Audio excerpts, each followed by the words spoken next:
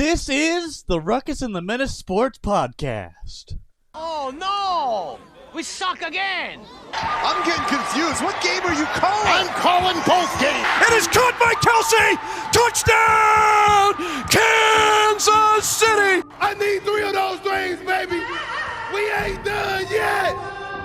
We ain't done yet! You like that? You like that? I like that!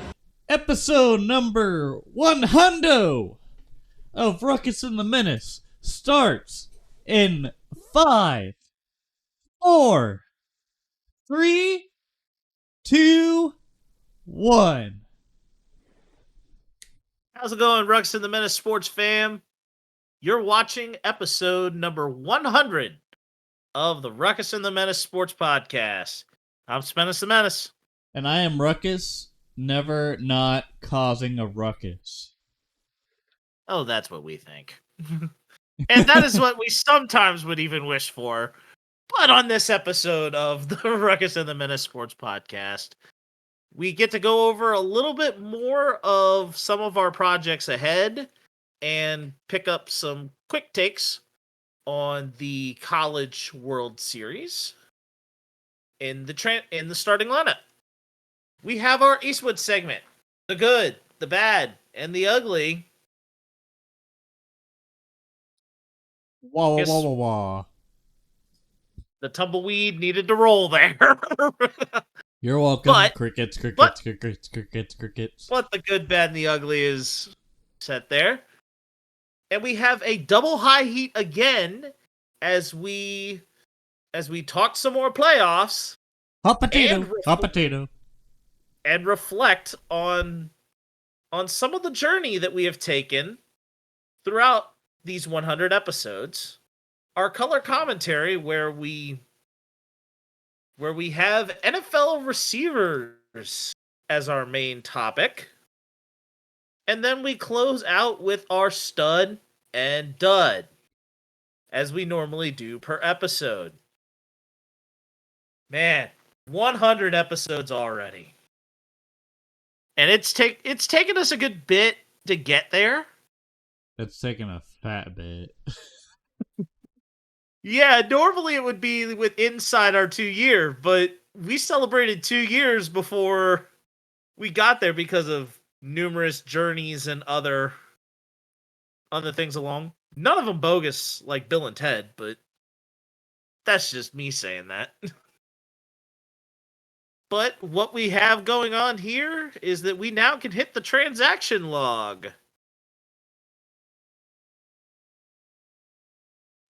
So I will let you take the first two, and then I will cover the college baseball stuff.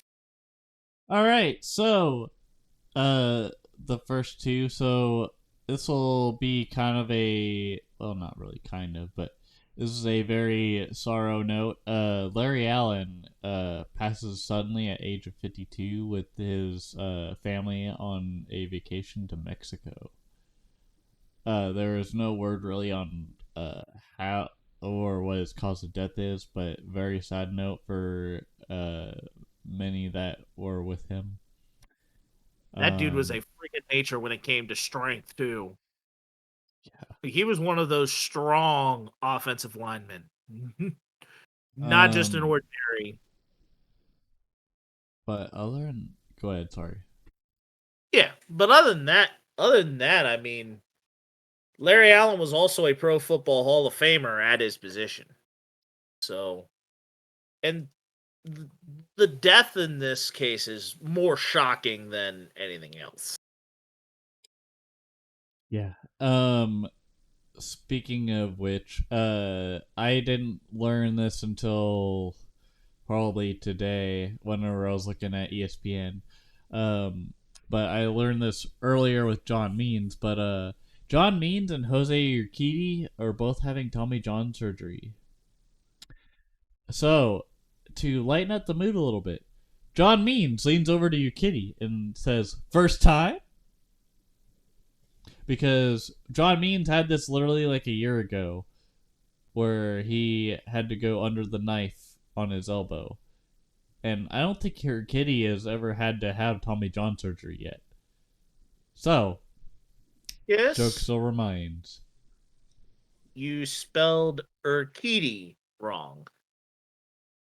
Who cares? No one's gonna see that. Yeah, but I wrote this here, and it's the correct spelling involves a Q. Sue me. Anyways, A Q. I mean, granted that a Q is one of the least used letters in the alphabet. Normally doesn't have anything unless it follows a U. But my God, Ruckus, know when to use that 10-point tile in Scrabble. well, joke's on you. I don't play Scrabble, and also I'm sorry for my English teacher that must have taught me. Because my God, that's embarrassing. But at the same time, who gives a rat's butt? Let's go into the next part. All right, so we have already had regional play has pretty much played through, and most of the teams right now have found their ticket to the super region.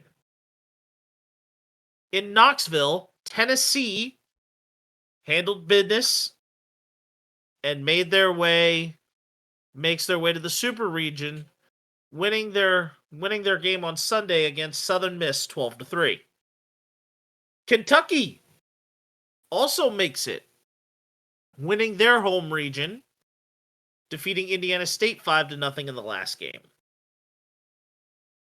The Texas A&M Aggies with the College Station region beating the Louisiana Raging Cajuns. North Carolina is currently in a bottom of the 10th against LSU, where this game here will decide between the Tigers or the Tar Heels as to All right, who Coach O, makes calm the down.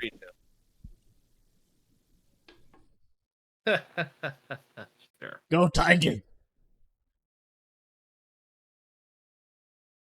That's just terrible, Ernie. Just terrible. And then the next team to advance to the Super Region is Clemson, defeating Coastal Carolina 12-5. Georgia wins the clean, old-fashioned hate rivalry with Georgia Tech in 10 innings to advance to the Super Region in the Athens region. The Tallahassee region goes to Florida State, defeating Central Florida. The Yukon-Oklahoma baseball game is currently in the top of the second as far as who will go to the Super Region.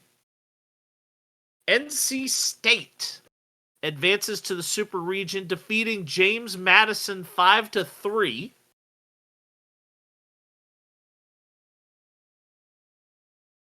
Virginia advances to the Super Region, defeating Mississippi State 9-2.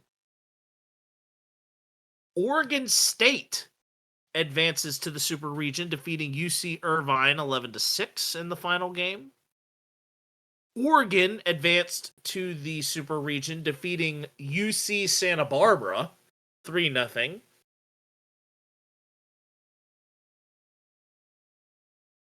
And then last but certainly not least, as far as the ones on Sunday, Kansas State advances to the Super Region, defeating Southeast Missouri State. Ema. West Virginia defeats Grand Canyon in the Tucson region to advance to the Super Region. Go Ears. Boo. And I'm sorry, that was mean. Oh, go ahead. And then the next teams to advance Florida defeats Oklahoma State to advance to the Super Region. Evansville defeats East Carolina to get into the Super Region. And LSU does not have enough runs, or was not able to manufacture the tying run. And North Carolina advances.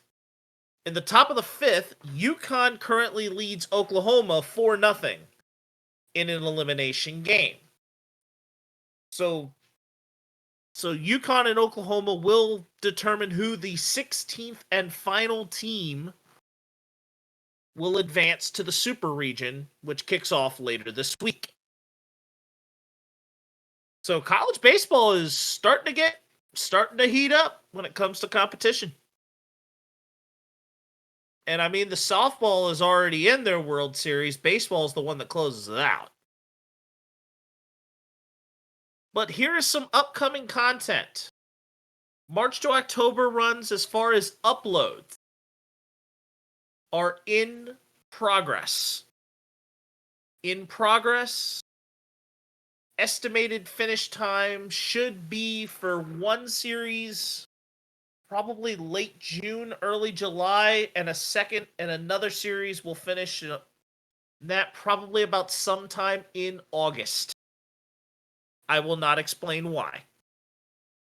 But I also am hatching up a pair of EA Sports college football series that I am going to be working toward that I'm fleshing out leading into the game's release in mid-July.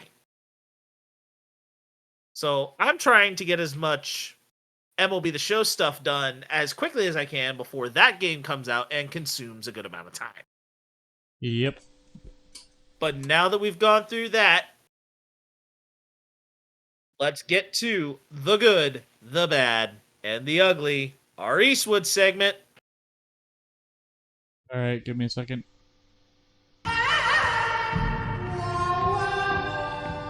All right, there you go. There's a little bit of spice of life there. All right, so what is the good in sports this week? Okay. The good in sports this week is pretty much the French Open. There's a French Open, and that Novak Djokovic has won a 5-setter at the French Open, but there has been uncertainty as far as the knee because he had a little bit of an injury during that game or during that match. It is a wide open field for the men's title, which is very much a shock. We're getting very, very close. As men's singles just concluded round 4 today. The quarterfinals are done tomorrow and Wednesday. The semis will be on Thursday, and the championship is on Sunday for the men. And then for the women, you have that the championship will be on Saturday, the semifinals on Thursday, and quarterfinals, including Coco Gauff, will be Tuesday and Wednesday. So so basically what this means is that you are in the second week of the French Open. Yay. So what are some of the not so good things from this week in sports, Ruckus? All right, so bad so far is Dave Tepper. Yeah, we know he's kind of a poophead, but he tries to join forces with the city of Charlotte, looking to get $650 million in renovations for a stadium that he is, I guess, an owner of as the Carolina Panthers GM, maybe not. But anyways, big old boos from the city of Charlotte because Dave Tepper's kind of got a temper tantrum as last season he literally I guess threw his drink at a fan or fans whenever he was mad at the team's performance last year. And honestly, I don't know if I would really worry about renovations for that stadium, especially since it was built about a year before my time, or yeah, year before my time. So I'm currently 26, so the stadium is about 27 years old. So I don't know. I feel like it's a bad. I feel like it's bad timing for Tepper because he literally pissed off some fans earlier than this. I mean, he doesn't have a great Q rating with the fans, and it just does not sit well that Tepper is already on thin ice. Tepper's already on thin ice. He's kind of been locking horns with the fans. He's been kind of a little bit of a controversial figure, you could say. But hopefully it's either the fans are either going to say no or we need this for our stadium. But honestly, I think they kind of just Carolina's just a bad team right now. Well, not only that, but like I didn't even see like a proposal that shows like, hey, what we're gonna do to make the stadium better or appeal to fans versus just like Yeah. the idea of, hey, we're gonna spend more of your town's money to make this stadium less crappy than it already is, which I don't know why it would be crappy. I've never been to Bank of America Stadium, but like for the average fan, I see this and I'm like, okay, cool. Like there was a whole thing with the Arrowhead being renovated, which obviously the people of Missouri were not happy with the way that they handled the whole, oh, look at this whole new shiny thing that we're gonna do that's gonna be very haphazardly done. Whereas with this, it's kind of like a, okay, but do we have actual plans?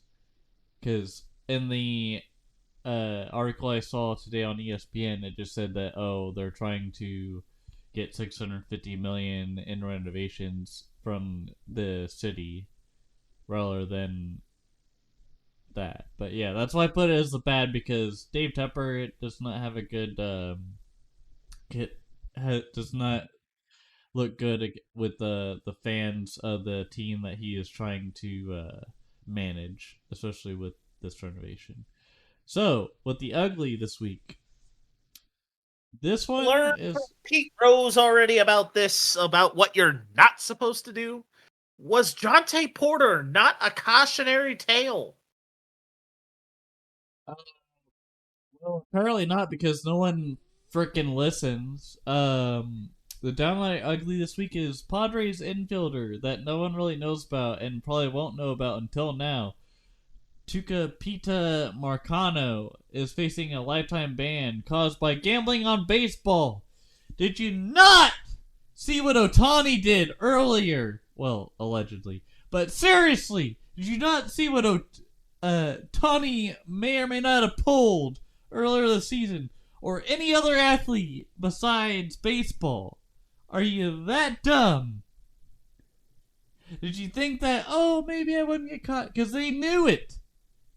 They just showed you, and you screwed up your ability to be able to play in any, well, allegedly you could probably play basketball or soccer or any other sport, but seriously, the one sport that you're actually playing in, that you're being competitive in, you blow that chance by betting on the same sport. Like, He come wagered on. on games involving the Pittsburgh Pirates when he was on the team last season. How dumb do you have to be? Like, my God, I'm sorry that I was yelling in the mic, but Jesus Christ. It It doesn't matter what I say because this person's gonna do the same dumb shit later in life and screw it up even more. Yeah. I mean, and he was up in the major league level. He was up to the show. He's making that baseball money. At least Otani had Mizuhara. Yeah, but that was who did his betting. Still, there's people there, it's up in the air, and it's really goddamn annoying hearing these stories about how athletes are betting on shit when they just I don't care if you have a middleman or someone that does it for you. Don't bet on games when the league decides, hey, we're not gonna let you ban. We're not gonna let you ban. We're not gonna let you bet on stuff in the same sport as when That you're playing in. right, Pretty like much. it's pretty set in stone. Hey, what's 2 plus 2? 4. Great job. 2 plus 2 equals 5. No. It's so dumb. And it just pisses me off when there's like, huh? I can't bet on the same sport I play in? Right. That's exactly it. Do they think they're slick on it? Probably, but it bites them in the ass later, and it pisses me off. Anyways, let's get into the next segment before I cause another The ruckus. high heat is now time. We are talking about playoffs. Playoffs! Yep. And now we go and start with the NHL. Alright, give me a second.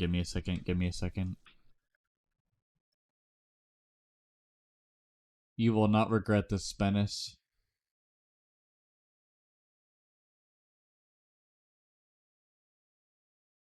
Oh, Canada, our home and native land, true patriot loving all of us command. With glowing hearts we see thee rise, the truth north strong and free. From far and wide, oh Canada, we stand guard for thee. God keep our land glorious and free. Oh Canada, we stand on guard for thee. Oh Canada, we stand on guard for thee. Hopefully that was crappy enough for you. I just completely pictured your head just completely splitting in half. And talking exactly like that. Sorry, buddy, I ain't your buddy guy. And then oh, Canada versus Florida men. You're welcome. Anyways, if that wasn't rambunctious enough A clear enough preview of the Edmonton Oilers managed to hold on against the Dallas Stars, and the Florida men, aka the Florida Panthers, beat up the New York Rangers enough for the only fishes that were sleeping were the New York Rangers. And to that I say, Florida man, more like Florida men, because I feel like the Chuck has got it nailed down, and I think the Panthers could beat the Canadians, but I don't know about that. Sorry about that. Oilers. That's all I gotta Go say. Oilers. Go I am taking- Oilers and I am also go taking- Panthers. I am taking the Edmonton Oilers in that series. Connor McDavid is far and away showing why he is one of the best players in the NHL. Also, in Spanish terms, oh Canada! All right, Spanish. I'm done. I'm done messing Okay. with you today. So, at least the two NBA Finals opponents are in the United States of America. But I will not be busting out any sort of national anthem for this. It is on Thursday that this series will begin, and it will be between the Boston Celtics and the Dallas Mavericks. I'm surprised you didn't do America F yeah.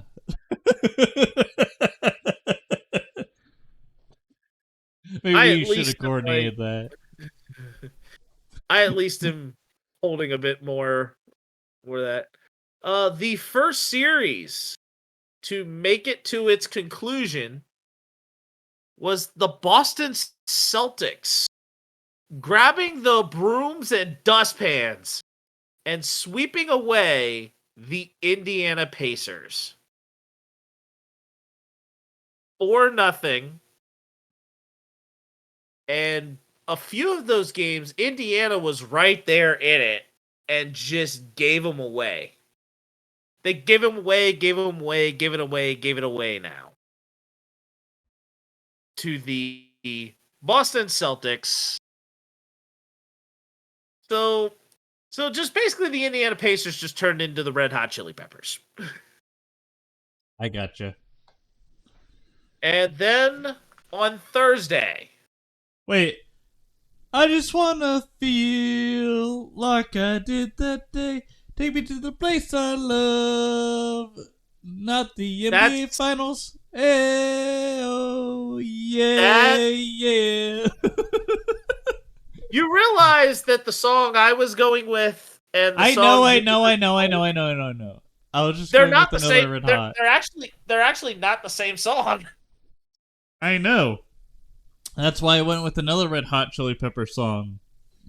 Anyways, let's keep going. Yeah, that's just under the bridge. But Boo. Minnesota, with Minnesota winning on Tuesday, the Dallas Mavericks had to go into Game 5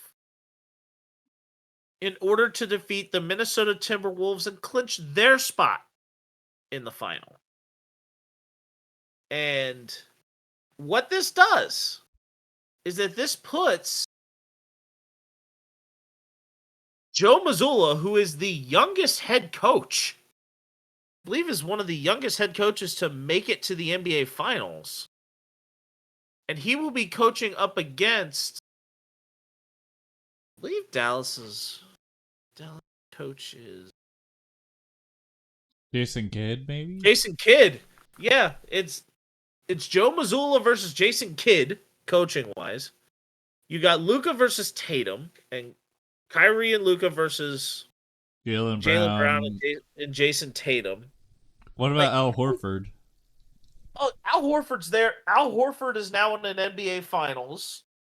So we got some fun. We've got a fun series of games. Let me that's ask going you to happen.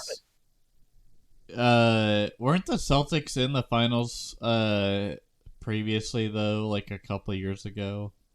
The Celtics were the more recent team in the finals. The Dallas Mavericks have the last time they won a finals was when they had Dirk Nowitzki. Well, I was asking for the Celtics just in general, not the Mavericks. Yeah, the Celtics have been a team that is trending in the right direction. Like, has been trending in the right direction for a certain amount of time. Well, I'm asking, were the Celtics in the finals more recently as far as besides this year? Yeah, I think they made it last year. I think they made it last year but didn't win. I thought that was the Heat. Wait, yeah, that actually no, wait, that actually is true. Because it wasn't Boston that won it last year. I know that for a Yeah, fact. no, that was the Denver Nuggets. Right. So Complete list of NBA Finals. Boston last made the NBA Finals in 2022 when they lost to Golden State. there you go. Yeah, so it has been the last 2 years that it was within the last couple of years, yes. That's what I was asking, but sweet. All right. So Dallas has not made a final since 2011. which makes But I sense. but I am going to say this. I will be rooting for the Boston Celtics this year. And mostly because of Tatum the and Brown. ties. No, I am actually rooting for Boston in terms of the ties to Joe Mazzulla. Because I have actually never got to speak to him, but I have seen him assistant coach in the flesh when he was at some smaller colleges.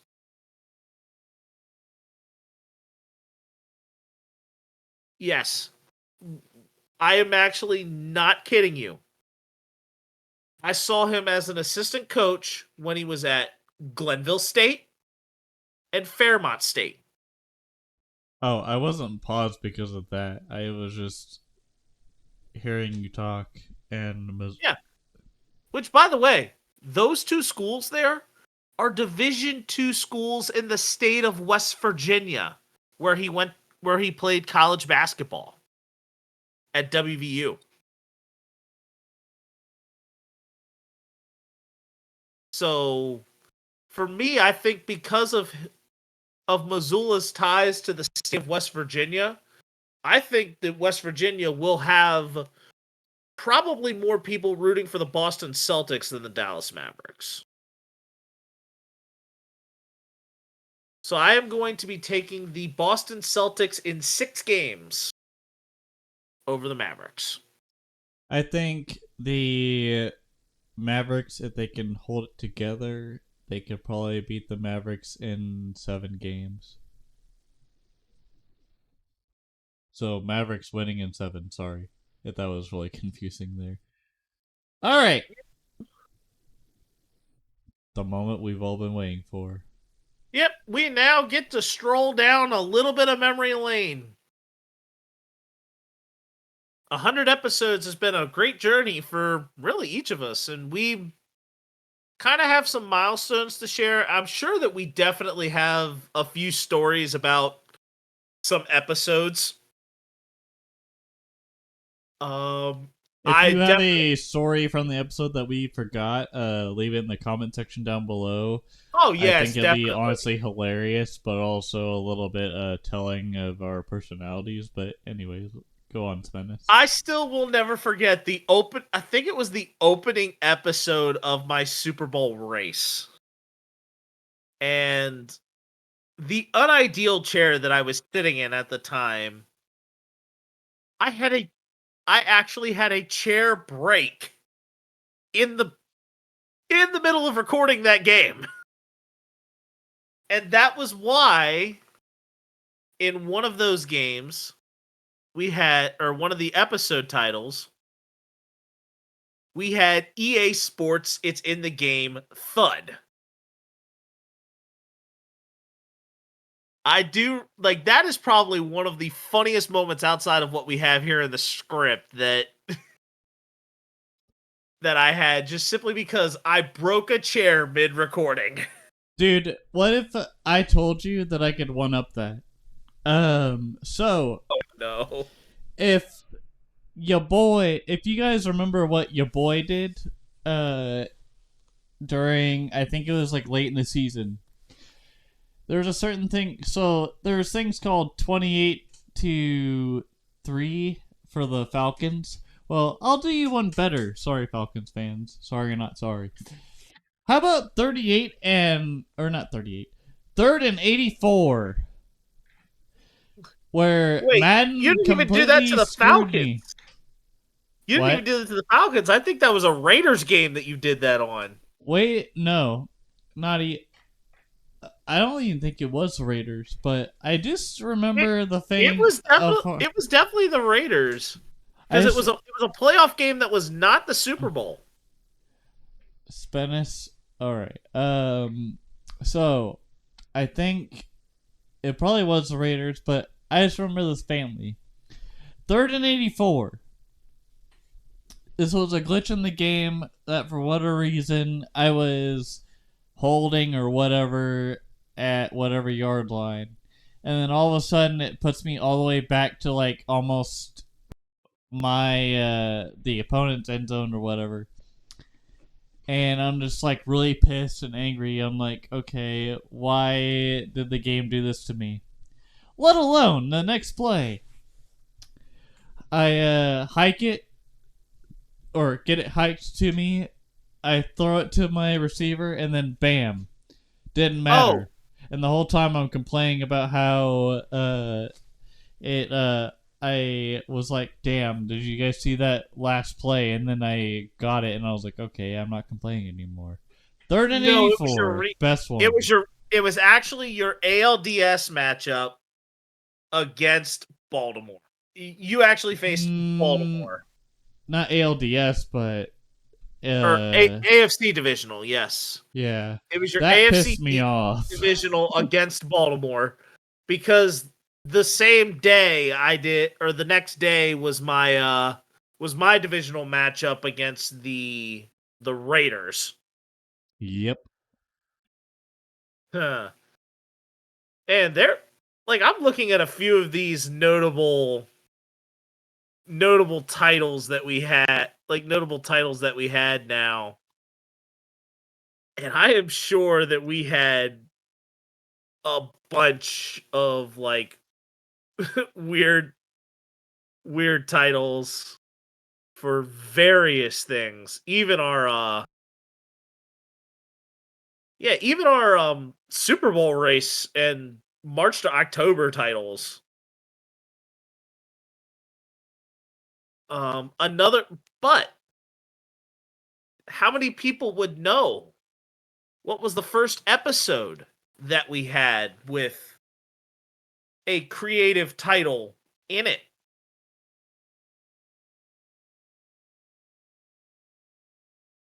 That answer is actually episode 40 with Technique. And if you weren't born a SpongeBob fan or someone that listened to or watched SpongeBob as a kid, you probably wouldn't get it. Until someone that actually watched SpongeBob as a kid or watched the memes as a kid understood it. Yep. That was one. The 50th episode was our largest celebration episode that we had. It took us a little while to get there because we had to. There was scheduling around. So many hoops to jump through. Oh, there were a lot of hoops to jump through, but at the same time, there was also a wedding and a honeymoon that we had to get through because that was right around the time that I was getting married. Just a wee lad living with his parents. Yeah, I mean, there's that too.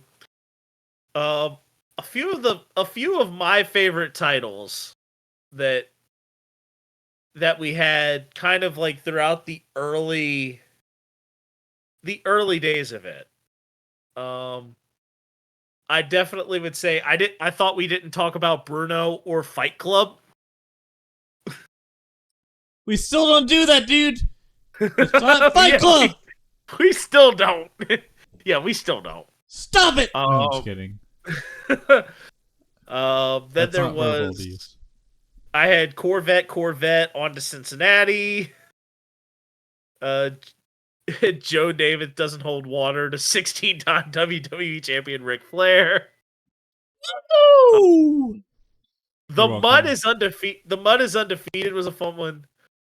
Better ingredients, better pizza, Papa John's. That was me talking about the base pads. Yeah, and that was me adding to that because you were talking about pizza and it made me hungry. We've had a bunch of those moments. And I can't complain about any of them. I mean, episode 50 was also our largest episode and our first thumbnail change. We had a generic blue background for one, and then it became blue and gold. Now I think we've got to put Alex Mann to the test on another one. But I think we've done some other primetime backgrounds that have been really nice. Dude, and speaking of primetime games, it's evolved so much. Let's be honest here. the primetime games, because we had a good amount of trivia challenges, they favor me very widely. But film room for our 2 seasons of football that we did, it actually is split 1-1.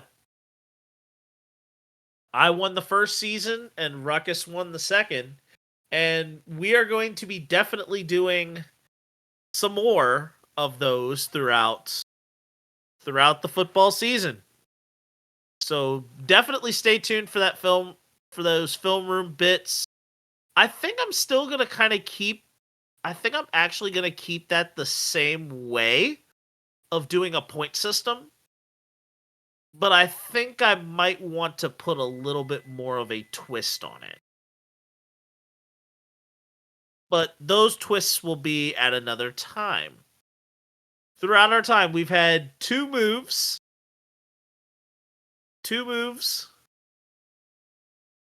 A change in day of the week that we even record and upload things. A wedding, and multiple trips to various places. Ruckus had has had at least one Florida trip. Yep. You also had a Japan trip. Yep, and I delayed recording many a times because I was so damn tired from the week because of the jet lag. Oh, because we then had an episode. That was where the episode of Jet Lag Ain't No Joke came in. I think that was Thursday when we eventually... Yeah, we recorded that. Yeah, we recorded that so late. I think we even recorded that. I think I was also off work or something. Dude, like that. like the fact that Japan, I think that might have been 16 hours ahead of the U.S. Like coming back, I was just so damn exhausted from the day of work I had, and also just, dude, Japan was rough. So I don't remember if I talked about it in a podcast before that, but my God, when you go from hot ass days of in the Midwest from like I think it was like 95 usually with like not very much humidity to like I think 95 with like 70% humidity. That shit sucks, but also like if you go to Tokyo and you do that, it's a lot better because they have more tourist traffic, but in Osaka it's like a suggestion. It's like, do you want more AC or do you not? And it sucks, but at the same time you just deal with it. Well, you have the humidity there of being an island country.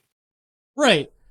Which it's like, and the only way I can describe it is if you actually visit versus if you don't visit. Which if you don't visit, you're just like, okay, whatever. Humidity, heat, like, shmoo, whatever. But dude, Tokyo's AC was a lot better than Osaka's. Like, when you go into the actual subway car, like, it was kind of just not as generous. And that's why I'm kind of talking about. It's not like whenever you go to, like, a theme park and they have, like, that misty fan. Like, the misty fan was there in Tokyo, but in Osaka, it wasn't. It was kind of like, okay, you get a little bit of a breeze, but that's about it. Like, you don't really get cold in Osaka. Because it's more of a local area. anyways. But neither here nor there. And then I had trips to Nashville, which that was a delayed episode because Grand Ole Opry, baby. well, there was the Grand Ole Opry, but there was also the aftermath. We delayed an episode, I think, 1 week for that because I had COVID. And funny 'Cause I thing had is, COVID. I had COVID like probably a few months after that in December because I went on a business trip and then came back and I was like, man, I feel kind of like shit. And then I got tested for the vid and they were like, oh yeah, you got it. And I'm like, god dang it. And I felt like Dak Prescott when he blew out his ACL and then kind of cried on the cart. That was me. Like, dang it, I gotta stay at home for a week. God forbid. I mean, the worst thing I dealt with that run of COVID was just a severe amount of fatigue. That was I it. just felt like my head was just gone. Not really gone, but like I just felt like I had a huge headache, but also I was just like, damn, this really sucks. Like I didn't have like flu-like symptoms. I was just mainly like, damn, my head hurts. Favorite one out of this was actually my trip to a WVU game in Morgantown because it was the Oklahoma game. Boomer Sooner, And Boomer Sooner. You didn't hear my claps. That's okay. yeah, NVIDIA but the broadcast does country a great job. roads, but Morgantown did its job. WVU won that game that I was out there at on a last second field goal. So it was entertaining to watch, even though it was cold, even though it was rainy, and that part of it sucked. What if But I told you I never moved out and my dad is like right to the left of me getting the gunpowder to put the wound that you just created to singe that wound with gunpowder? Lol, just kidding. My dad isn't here. yeah, but now that we've kind of gone through a little bit of some of the things that we had, let's talk about some of the things that we have ahead for this next wave. The podcast still is continuing. We will be going through episodes for sure of at least Hold on. Just so you guys know, this is the last episode ever of the Ruckus and The Menace podcast. April Fools. Okay, just kidding. Wow, you like pulled that joke about 2 months too late. You're welcome. But yes, we're not done. We're not done with this. We ain't done yet. We ain't done yet. I need 3 of those things, baby. But what we will have for sure, we have more video series coming. Very much of our content has now even expanded to some of the sport gaming videos and us being able to share our journeys in playing certain game modes with you. It has expanded out a little bit and it will continue to expand in that regard as I have EA Sports College football content coming out next month, as I've already mentioned. Super Bowl races will return this fall. And that will be the road to the Super Bowls will return this fall. Teams on this are still to be determined. Something tells me I think we will be going with harder teams to figure out, which we really need to do. Because Yes, last sir. year we picked teams that were kind of on the borderline. I definitely have a very good hunch of where I may end up.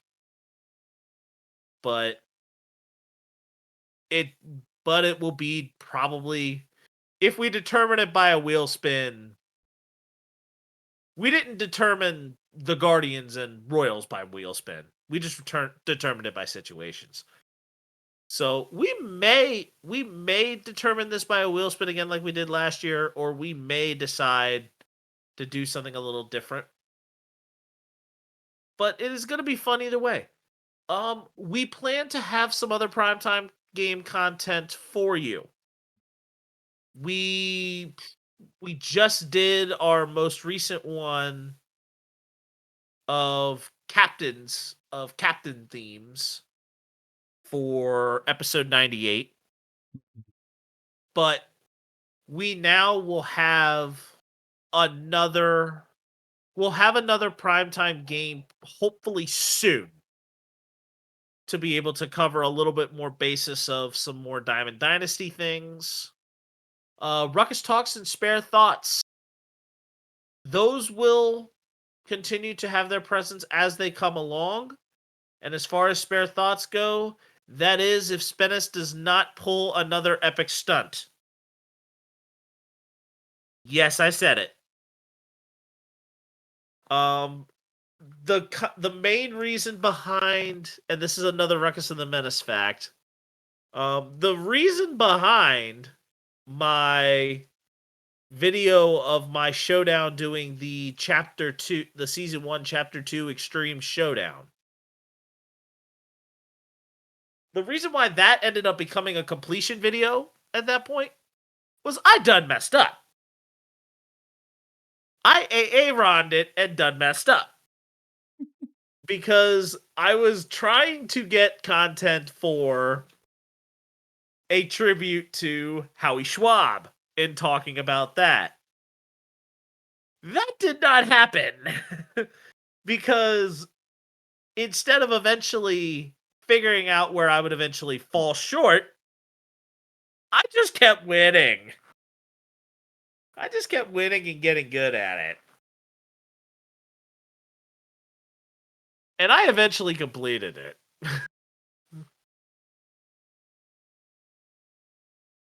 So that's why I said, as long as I don't pull another, crazy stunt.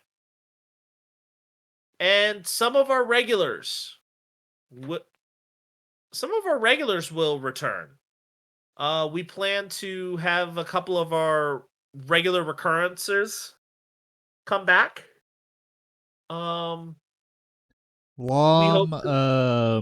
Mac maybe, Alex Man for sure. Saul definitely, as long as we're able to figure it out. But hopefully we have the potential of, if an opportunity presents itself, to possibly bring some different faces into the fold, especially for some reason where it possibly can come along. So far we have had no episodes where my wife has crashed the episode. We have not had that yet. We could do that. I don't know if we will have that. I mean, we had my dad on an episode, which was we had your dad on an episode, and that was generally because intentionally did that. We intentionally did that because of Father's Day, and it would not surprise me if we figured out another way to do it again. But also, shout out to my pops for being awesome and supportive through all of this, because of the comments that he's put in, and also watching from Italy whenever he was on vacation. Thank you for that. Also, thank you, Dad, for just being awesome to this whole move. It's been awesome. Yeah, there's been some ups and downs, but that's just what happens when you gotta go through that stuff. Anyways, and then a few of my special thank yous for this have been, I definitely want to give a very special thank you to Alex Man for sure. And that is because he has put on the map. Well, number one, he planted the seed that led to this becoming a thing. He also has been our graphics guy. All of the thumbnails that you have seen from us were made by him. And without that, I don't know how much creativity we possibly could have had to make a ton of that possible. But I'm sure that we've had our share of things to do in terms of that regard. I think he's done. His talents have not only been to South Beach, but also have been for us, and it's. I couldn't thank him enough because he's probably the reason why Oh, it's been we've pretty absolutely good. valuable to us. It's been valuable Dude, to us. dude, his primetime stuff has been really good, but also his thumbnails have been outstanding for what we need. And it's very, I feel very lucky that I don't have to make them or you don't have to make them. Yeah. And Because I think that it allows us to be able to, because Ruckus is the primarily the editor of the show. yeah, guilty because sometimes I I edit it bad or good, but it depends. But the thumbnails, dude, time time for thumbnails, like I used to do them for my own YouTube channel, and they used to be. It just depends on the creativity that you put into them, but my god, like thumbnails take a lot more time, I feel, than editing probably could for this show. and then a lot of the time in being able to prep for us as producers slash, I think I've maybe taken on a little more of the You've maybe taken way some of more the than I have. the executive producing role, pretty much. I've kind of taken more of the executive producer Because of I've kind of taken some of it, but it depends on the t- like the time place kind of deal. Like it yeah, depends on. time and place, what content we have available, what content we want to kind of like really work ourselves through, and And this is why we do the different series that we do, so that we have a good grasp on what to do, like the Ruckus talks and Spence's whole thing, and also just making sure that it aligns with the content that we want to provide for you guys for the podcast itself, not just the like. That's why I have my thoughts. That's why we have Spence's thoughts. That's why we have the all around thoughts when it comes to like the high heat and whatnot. Like we definitely think hard enough, and even if the editing isn't maybe the greatest, that's all due to me. But at the same time, like we're trying to paint a picture, but also make sure we get our opinions out there, even though it's a very small window and also demographic for what the sports world is right now. yeah. And then even more importantly, I definitely have to be very thankful for a loving and supportive wife. Sarah, you have been one of the biggest rocks of support in terms of allowing me a very generous amount of time to be able to invest into these projects. Though the exposure sometimes may not be there. Although what's weird is that my Big Poppy voice just took a huge boom in terms of viewership on my MTO. And that was actually a half part. Not my own doing. Or at least not of my own planned doing. But definitely she has been an incredible rock to what Ruckus and the Menace has been, in the sense of being kind of that person that is understanding to be able to say, hey, he's working on this. I mean, it's very much like, if we were to kind of describe, it's almost like New Heights, where we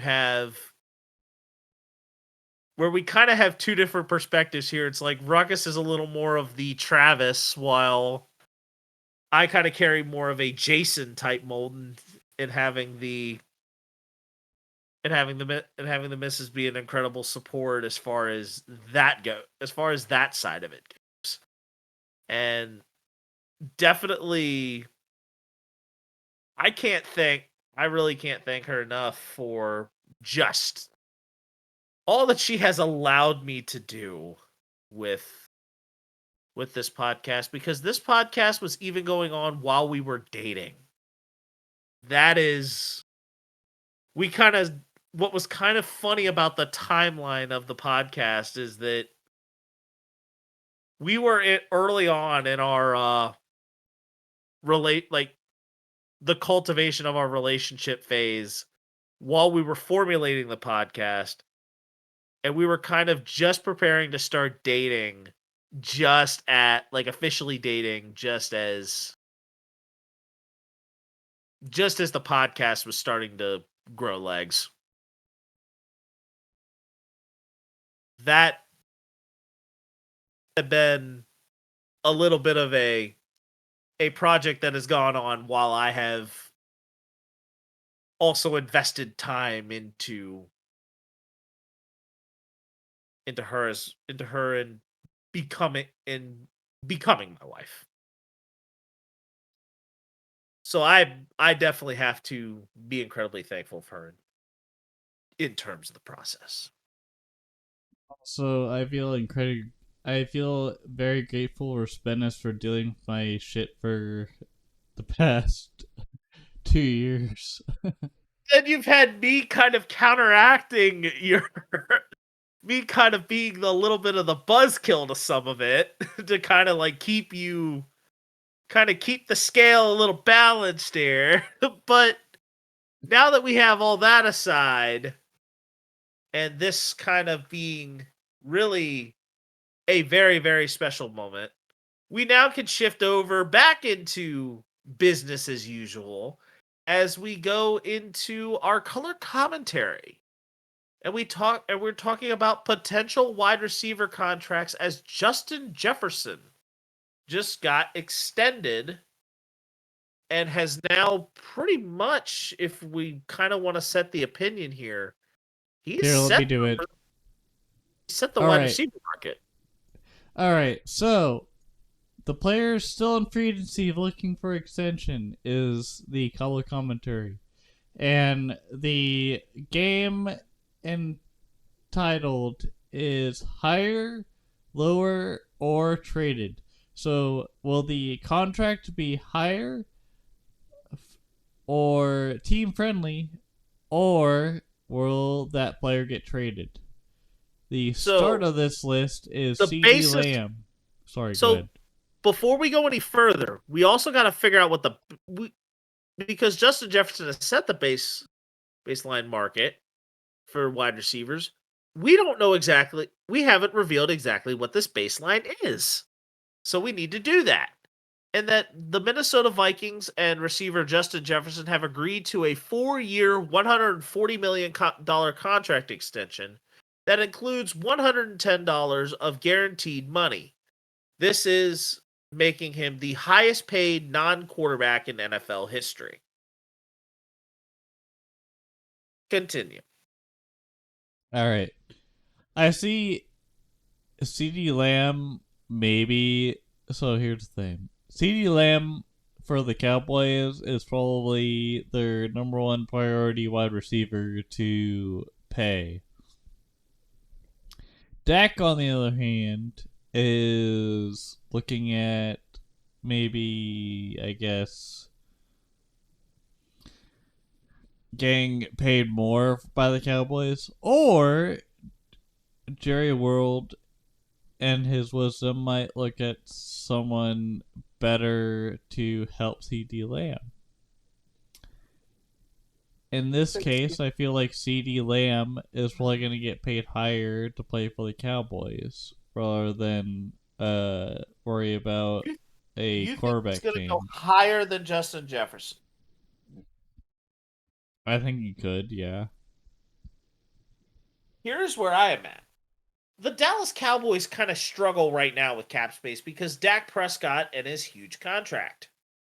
In order for CD Lamb to even get probably, I'm even going to say, equal money in terms of a deal, I believe that Dak Prescott will need to restructure. What that will fully look like, we wouldn't know. But I am probably going to say that I think CD Lamb is going to probably be more about even with Justin Jefferson in terms of pay. I do not believe, and that is more so due to the Cowboys' financial constraints in terms of salary cap, rather than CD Lamb really being a wide receiver that could set the market. Do you feel like you'd be like one of those people that kind of does one of those Houdini things where CD gets maybe $1 million more than Justin Jefferson would get, and then it would kind of go on the face of, okay, Jamar Chase gets maybe $1 million more or a few thousand more than CD Lamb or T Higgins? No, I don't think you. If CD Lamb were to even get that, I think he would end up getting that elsewhere, probably upon the expiration of his contract. I think CD Lamb will probably end up going in free agency elsewhere in order to get that money.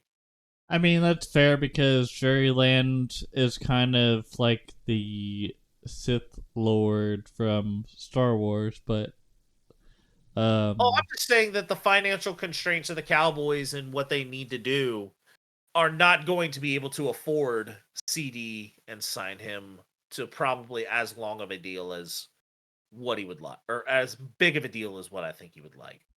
yeah. So I will say traded, no, lower, no, higher, no. I think he just ends up working out his contract and then signing elsewhere. He'll get probably a higher equitable deal, but elsewhere. Wouldn't they just be traded though, or do you think he's gonna get released or cut because of the fact that? No, I think it's going to be due to an expired contract.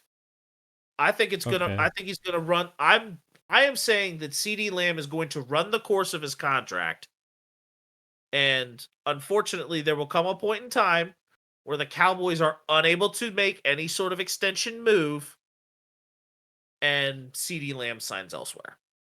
Okay. That is where So I like stand. the next year he would go somewhere. Okay, I see. I would even say I would say 2 years, and that is because I think Dallas might be able to have the possibility of being able to franchise tag him once. I think they would franchise tag him once. Okay. And Yeah. if they are unable to come up with some sort of extension at that point, CD Lamb is going to be testing the market. It also depends on the market of other teams, but yes, I see where you're going with. Yeah. All right, the man, the myth, the legend, Jamar Chase.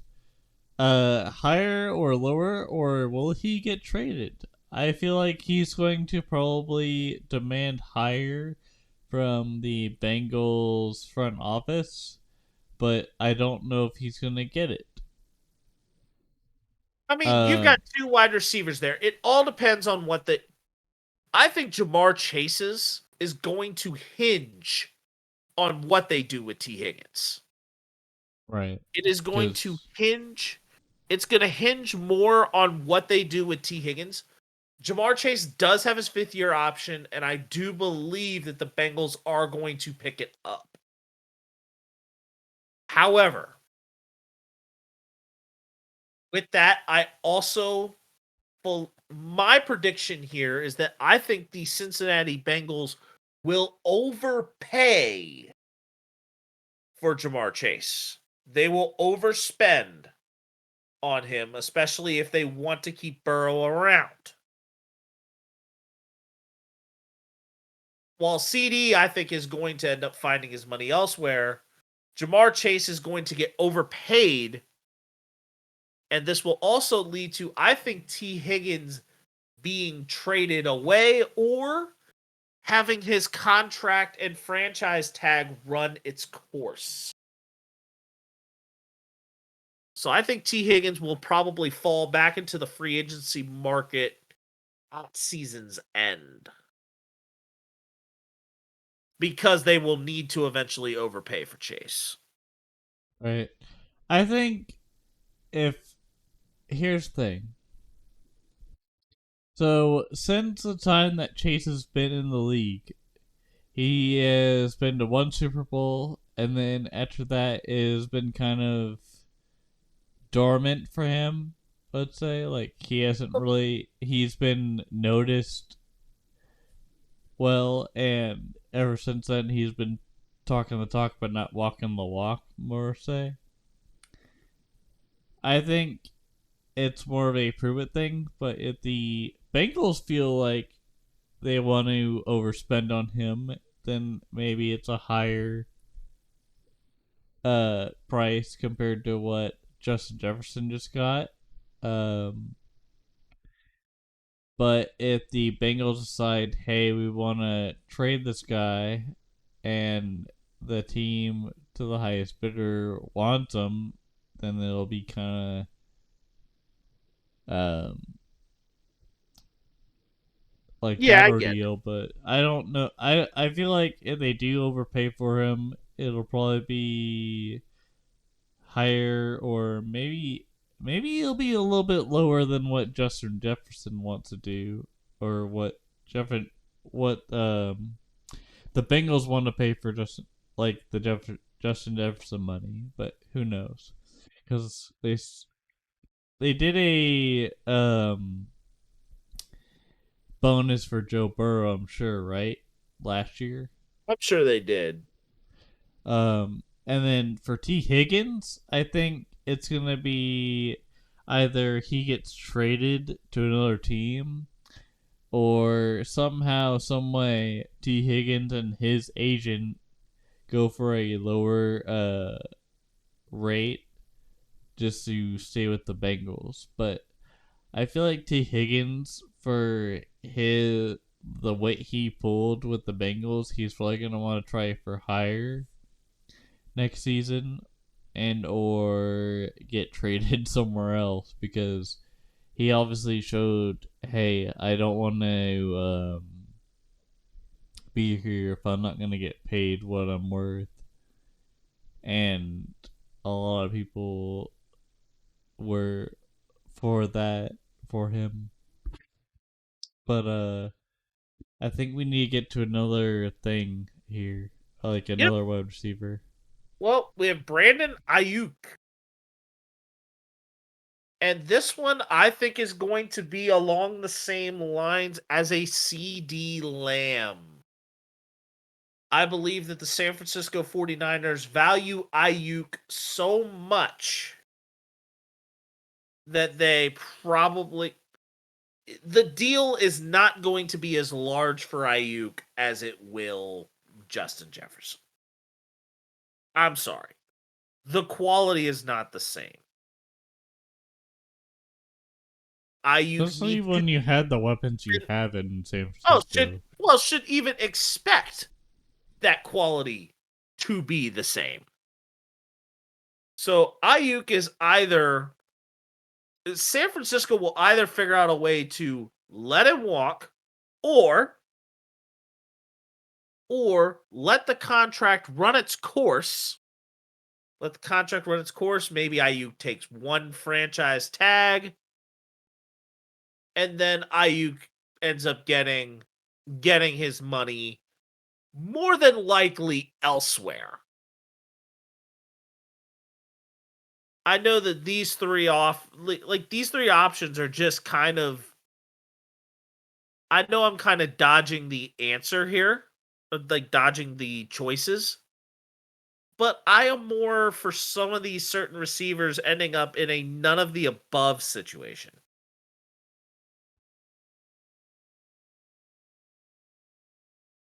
That I think that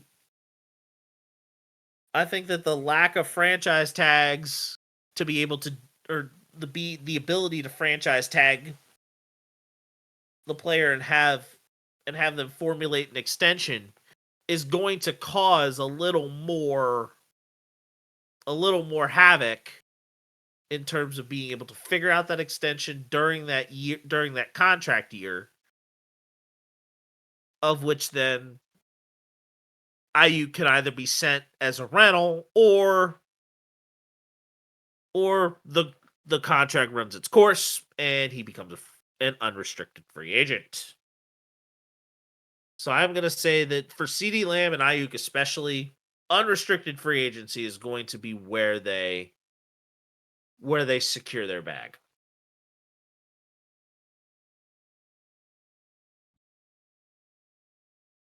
All right, for the last special one, we have the Cheetah, aka the former Cheetah for the Kansas City Chiefs, now Miami Dolphins wide receiver, Tyreek Hill. Does he become a male adult film star or a next gen Nick Cannon? I think the higher likelihood for him at this moment is becoming a next generation Nick Cannon. Yeah, I would agree with you because my god, he can't keep it in his pants, but also he's got a lot of baby mamas. Antonio Cromartie had the same Antonio Cromartie had the same issue. I mean, Phillip Rivers, except his were all from one baby mama. So I mean, if there's one thing that they're doing right, they are certainly multiplying. Yep. Alright. I'll start. What are we gonna do for the sudden node this week? I feel like I should probably start with my dud. Well, I'll let you start rolling along.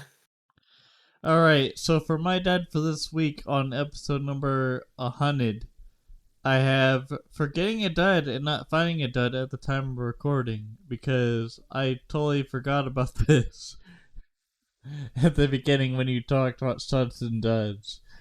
But in realism, here's my stud. The Royals staying over 500 because, my god, the Royals were really bad last year, and this year they're definitely improving a lot, and there's a lot of comparisons from the 70s team because of how much they have won at this point between April and May. Like, yes, there was a few game losing streak against the Padres, but I feel like they will come up from that depending on the momentum of the team, but I think they have got it down better compared to other years. Anyways, Benes, go for it. My honorable mention stud goes to a Division III school in Alabama, Birmingham Southern University. They were playing in their final Division III College World Series as a school. The school now ceases to exist due to financial failure after 160 years of existing. They had made this deep run, and their run ended in a loss to University of Wisconsin-Whitewater. But my actual stud goes to Dodgers pitcher Tyler Glasnow for reflecting and telling a story about one of his craziest ways that he got out of to try and get out of a slump. when he was being interviewed on the On Base with Mookie Betts. So this was a conversation that he and Mookie Betts were having. While Glasnow was with the Rays in 2017, Mookie Betts was in Boston. And there was a choice that Glasnow did outside of talking to the team. He chose to go skydiving. Just no regard, like just flat out deciding to go skydiving. Just to try and jog his mind, which was already like completely full of everything else. Like he just needed like a complete mental shift. And it just talks about how sometimes these baseball players are stitious. I'm not saying superstitious, but they're just a little stitious.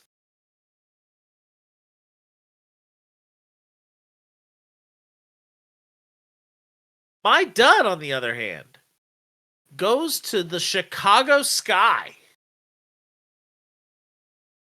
The Chicago Sky's Kennedy Carter put in a blatant push or shove into the back of Caitlin Clark. It was not resulted of a flagrant one foul until after the fact. Like after the game was done. But then, because of that, there was also some other aftermath that occurred. Chicago Sky's Angel Reese got fined $1,000 for pulling a Marshawn Lynch, and the team was also fined $5,000 over failure to talk to the media. What was even worse about the game against the Indiana Fever that they were playing in when all of these incidents occurred, the Chicago Sky lost by a single point to the Fever.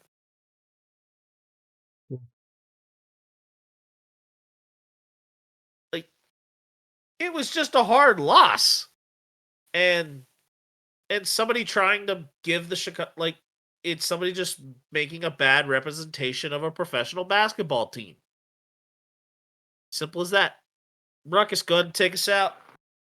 All right, thank you guys for listening to episode number 100 of the Ruckus and The Menace Sports Podcast. I am Ruckus, always calling Ruckus. And I'm Ruckus the Menace. Thank you for listening to our podcast, one of the best sports podcasts in the world. Again, thank you for Alex Mann for bringing us our awesome thumbnails, and Spanish for dealing with my BS when it came to recording and whatnot. We'll see you guys in episode 101. Have a good one. Yep. Deuces.